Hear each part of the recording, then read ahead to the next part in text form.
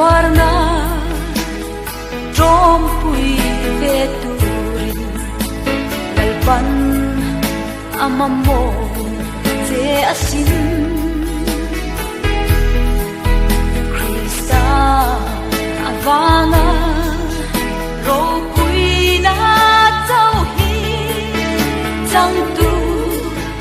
kan lo ni lo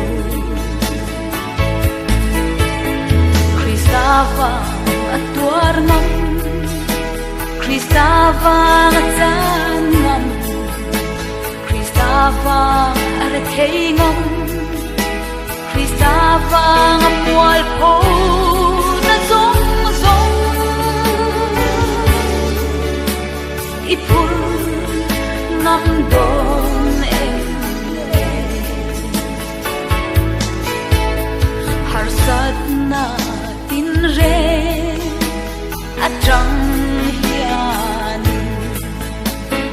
chan chua don lo ma sela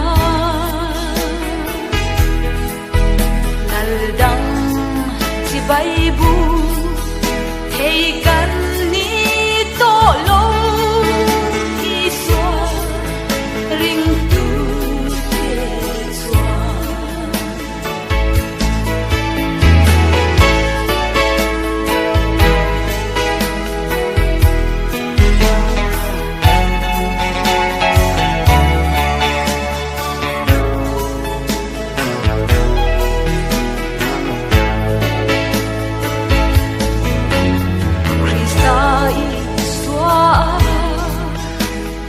ngày na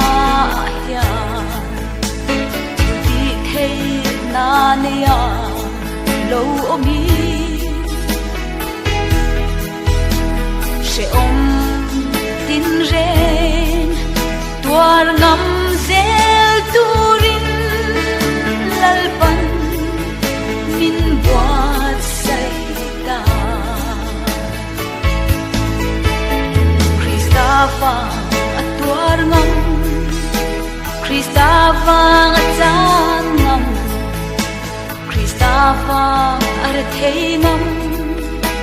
Krista avanga mual po na zong zong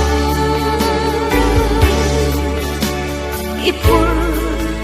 ngam don em kapa he no hian min te lul ro se ma se ke ma thu lo bi nang ma thu lo ni se zog ro se di i swan na di Krista tuar ngam Krista avanga tan ngam Krista avanga thei ngam Krista avanga mual po